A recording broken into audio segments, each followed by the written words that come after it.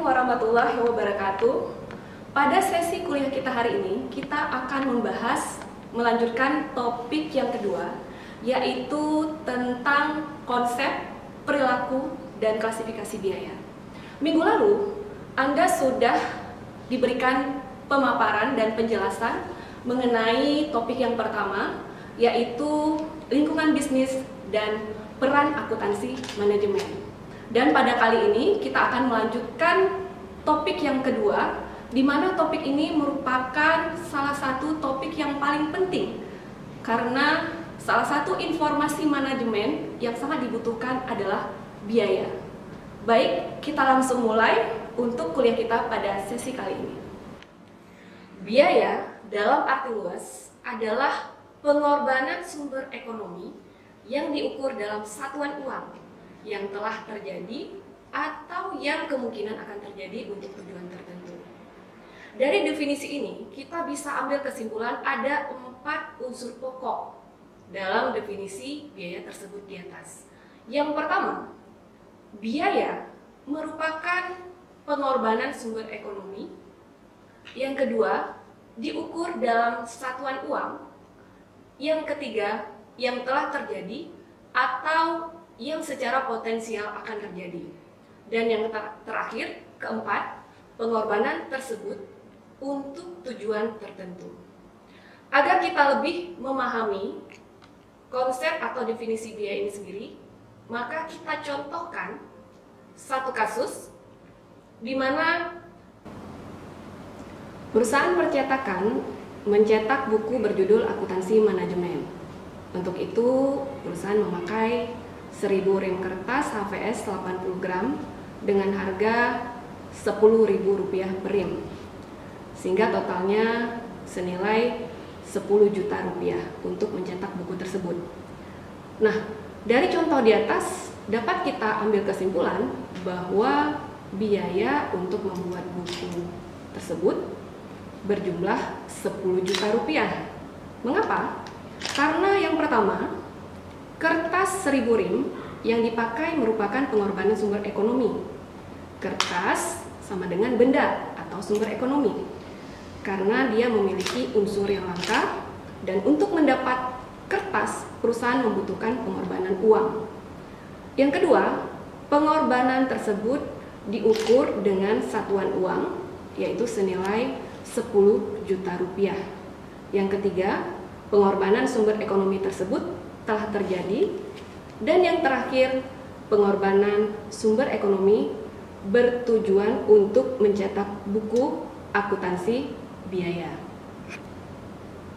Dari contoh sebelumnya, biaya berkaitan dengan semua tipe organisasi, baik bisnis, non-bisnis, manufaktur, eceran, dan jasa. Nah, dengan alasan inilah kita selanjutnya akan mempelajari karakteristik biaya pada berbagai macam perusahaan, yaitu perusahaan manufaktur, perusahaan dagang, dan jasa. Tetapi fokus awal kita adalah perusahaan manufaktur, karena aktivitas pokok mereka meliputi hampir semua aktivitas yang ada di jenis-jenis organisasi lainnya. Sebelum kita masuk ke bagaimana klasifikasi umum dari biaya itu sendiri, kita akan melihat dulu apa perbedaan antara perusahaan dagang dan manufaktur dari segi aktivitas. Perusahaan dagang, aktivitasnya adalah membeli barang jadi, kemudian jual barang jadi. Sedangkan perusahaan manufaktur membeli bahan baku, memproduksi, dan menjual barang jadi. Jadi aktivitasnya adalah, kalau perusahaan dagang dia membeli barang jadi, kemudian yang dijual barang jadi tersebut. Tetapi jika perusahaan manufaktur, aktivitasnya adalah membeli bahan baku, kemudian dia proses produksinya, dan kemudian yang dijual adalah barang jadi. Dari konsep tersebut di atas, fokus kita di dalam akuntansi manajemen itu berubah dari biaya untuk tujuan penyajian laporan keuangan ke biaya produk. Jika di akuntansi keuangan, biaya merupakan suatu ukuran sumber daya yang digunakan atau dikeluarkan untuk tujuan penyajian laporan keuangan, tetapi di dalam akuntansi manajemen, biaya produk adalah biaya-biaya yang terkait dengan pembuatan suatu produk. Biaya produk bisa kita contohkan seperti produksi mobil, di mana biaya produksi untuk memproduksi mobil itu terdiri dari bahan langsung, tenaga kerja langsung, dan overhead pabrik. Bahan langsung adalah bahan yang menjadi bagian tak terpisahkan dari produk jadi dan dapat ditelusuri secara fisik dan mudah ke produk tersebut. Seperti contoh yang tadi, produk mobil, maka contoh untuk bahan langsungnya adalah ban mobil yang dipasang di mobil. Yang kedua, tenaga kerja langsung. Biaya tenaga kerja yang dapat ditelusuri dengan mudah ke produk jadi. Sebagai contoh, untuk produk mobil, biaya tenaga kerja langsungnya adalah upah yang dibayarkan kepada buruh yang merakit mobil. Yang ketiga, overhead pabrik. Overhead pabrik adalah biaya yang tidak dapat ditelusuri langsung ke produk jadi. Dan biaya overhead pabrik adalah biaya selain bahan langsung dan tenaga kerja langsung. Jadi sebagai contoh adalah tenaga kerja tidak langsung dan bahan tidak langsung. Seperti jika tenaga kerja langsung kita contohkan biaya untuk pembersih gedung, supervisor, atau penjaga malam. Sedangkan bahan tidak langsung kita contohkan seperti minyak pengemas dan perlengkapan kebersihan yang digunakan pabrik perakitan mobil. Dari ilustrasi contoh di atas, kita bisa klasifikasikan biaya produksi itu terdiri dari bahan langsung, tenaga kerja langsung, overhead pabrik. Di mana bahan langsung dan tenaga kerja langsung bisa kita klasifikasikan sebagai biaya utama atau prime cost. Sedangkan tenaga kerja langsung dan overhead pabrik bisa kita klasifikasikan sebagai biaya konversi atau disebut sebagai conversion cost. Untuk klasifikasi biaya yang lain, ada disebut sebagai biaya non-produksi. Jika tadi biaya produksi terdiri dari 3 unsur, maka biaya non-produksi terdiri dari biaya pemasaran dan penjualan, satu lagi biaya administrasi. Biaya pemasaran dan penjualan adalah biaya yang dibutuhkan untuk menangani pemesanan konsumen dan memperoleh produk atau jasa untuk disampaikan ke konsumen. Sedangkan biaya administrasi adalah pengeluaran eksekutif, organisasional, dan klerikal yang berkaitan dengan manajemen umum organisasi. Sebagai contoh, gaji eksekutif, bagian akuntansi, bagian umum, kesekretariatan, dan juga bagian humas. Nah, kalau kita klasifikasikan antara biaya produk dibandingkan dengan biaya periodik, maka biaya produk kita ulangi lagi bahwa terdiri dari bahan langsung, tenaga kerja langsung, dan overhead pabrik. Di mana hasil dari biaya produk ini itu akan masuk ke akun persediaan barang. Sebelumnya, kita sudah membahas tentang klasifikasi biaya secara umum. Dan biaya dapat juga kita golongkan dengan berbagai cara. Ada 5 cara penggolongan biaya. Yang pertama, objek pengeluaran. Yang kedua, berdasarkan fungsi pokok dalam perusahaan. Yang ketiga, hubungan biaya dengan sesuatu yang dibiayai.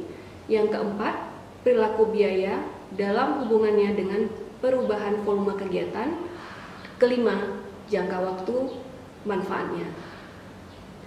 Jika kita golongkan biaya menurut objek pengeluarannya, di dalam cara penggolongan ini, nama objek pengeluaran merupakan dasar penggolongan biaya tersebut. Misalnya, nama objek pengeluarannya adalah bahan bakar. Maka semua pengeluaran yang berhubungan dengan bahan bakar disebut biaya bahan bakar. Yang kedua, penggolongan biaya menurut fungsi pokok dalam perusahaan. Dalam perusahaan manufaktur ada 3 fungsi pokok, yaitu fungsi produksi, fungsi pemasaran, dan fungsi administrasi dan umum. Oleh karena itu, dalam perusahaan manufaktur, biaya dapat dikelompokkan menjadi 3 kelompok. Yang pertama, biaya produksi, kedua, biaya pemasaran, ketiga, biaya administrasi dan umum. Untuk yang pertama, berdasarkan fungsi pokok dalam perusahaan, biaya produksi itu adalah biaya yang terjadi untuk mengolah bahan baku menjadi produk jadi yang siap untuk dijual. Nah, kita contohkan seperti biaya bahan baku, biaya tenaga kerja langsung, dan biaya operate pabrik. Nah, biaya bahan baku dan tenaga kerja langsung inilah yang kita sebut sebagai biaya utama atau prime cost. Sedangkan biaya tenaga kerja langsung dan biaya operate pabrik sering pula disebut dengan istilah biaya konversi atau conversion cost. Yang kedua, biaya pemasaran. Nah, apa yang maksud dengan biaya pemasaran ini? Biaya pemasaran merupakan biaya yang terjadi untuk melaksanakan kegiatan pemasaran produk. Bisa kita contohkan seperti biaya iklan, biaya promosi, gaji karyawan bagian pemasaran, atau biaya sampel barang atau contoh. Yang ketiga, biaya administrasi dan umum. Nah, yang dimaksud dengan biaya administrasi dan umum ini adalah biaya-biaya untuk mengkoordinasi kegiatan produksi dan pemasaran produk. Kita contohkan seperti biaya karyawan bagian keuangan, bagian akuntansi, personalia, biaya pemeriksaan akuntan, atau biaya fotokopi. Dan jumlah dari biaya pemasaran serta biaya ADM dan umum ini sering pula kita sebut sebagai commercial expense atau biaya komersial. Kita lanjutkan ke penggolongan biaya yang ketiga, yaitu penggolongan biaya menurut hubungan biaya dengan sesuatu yang dibiayai. Terdiri dari 2. Yang pertama adalah biaya langsung atau direct cost. Yang kedua, biaya tidak langsung atau indirect cost. Dalam hubungannya dengan produk, biaya produksi dibagi menjadi 2, yaitu biaya produksi langsung dan biaya produksi tidak langsung. Tapi kalau dalam hubungannya dengan departemen, istilah biaya ini dibagi menjadi 2 golongan, biaya langsung departemen dan biaya tidak langsung departemen. Biaya langsung merupakan biaya yang terjadi yang penyebab satu-satunya adalah karena adanya sesuatu yang dibiayai. Jika sesuatu yang dibiayai tersebut tidak ada, maka biaya langsung ini tidak akan terjadi. Dengan demikian, biaya langsung akan mudah diidentifikasikan dengan sesuatu yang dibiayai. Biaya produksi langsung bisa kita contohkan terdiri dari biaya bahan baku dan biaya tenaga kerja langsung. Sedangkan biaya langsung departemen adalah semua biaya yang terjadi di dalam departemen tertentu. Sebagai contoh, biaya tenaga kerja yang bekerja dalam departemen pemeliharaan merupakan biaya langsung departemen bagi departemen pemeliharaan.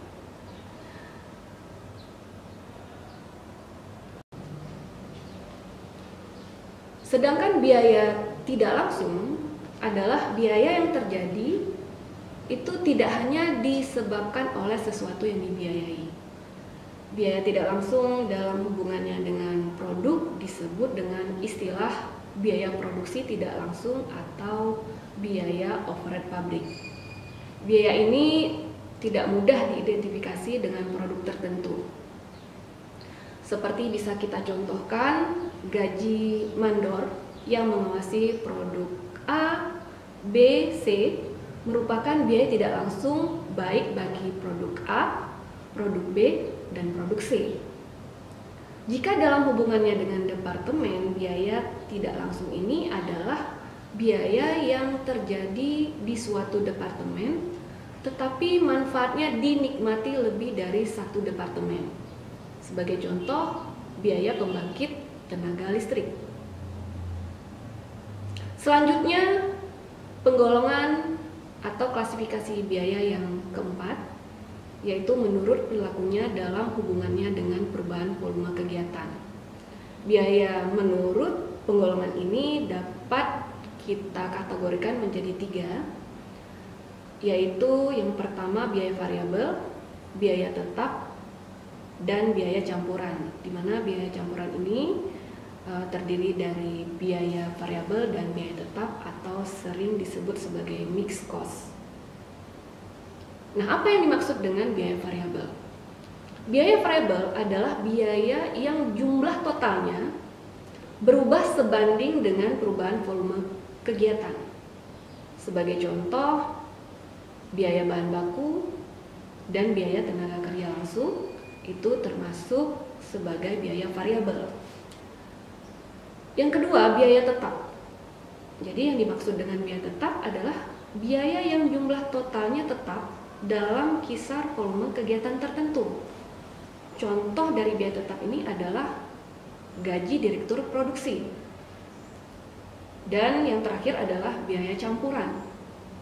Biaya yang mengandung unsur biaya tetap dan unsur biaya variabel.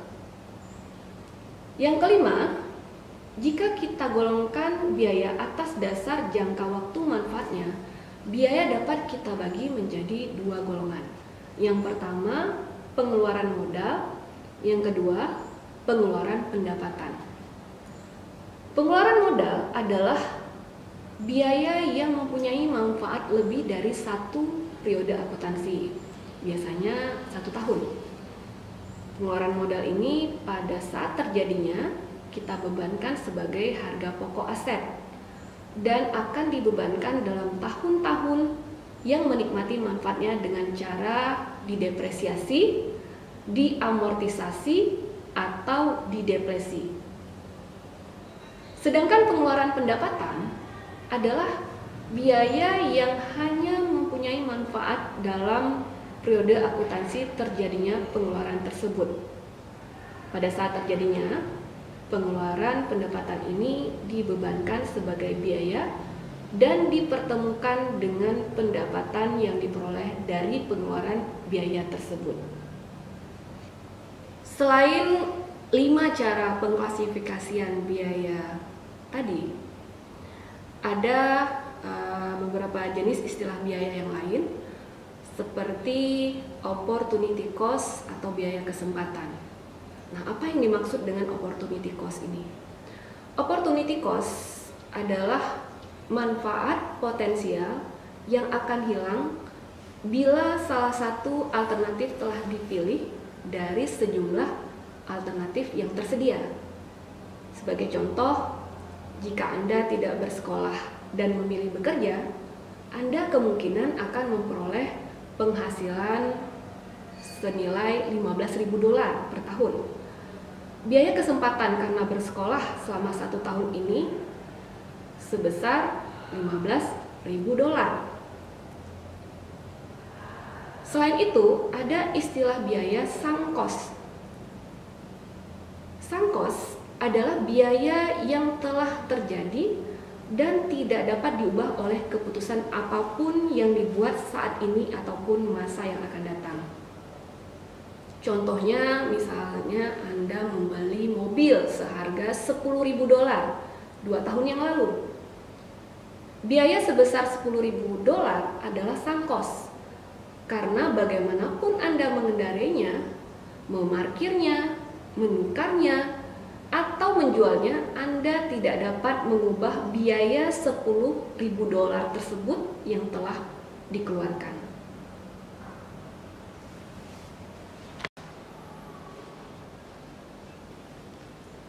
Demikian tadi pemaparan kita tentang topik yang kedua, yaitu konsep, perilaku, dan klasifikasi biaya. Semoga pemaparan tadi bisa bermanfaat untuk Anda semuanya. Dan jika ada pertanyaan, Anda bisa langsung mengirimkan ke alamat ini atau bisa kirimkan ke email ini. Terima kasih. Assalamualaikum warahmatullahi wabarakatuh.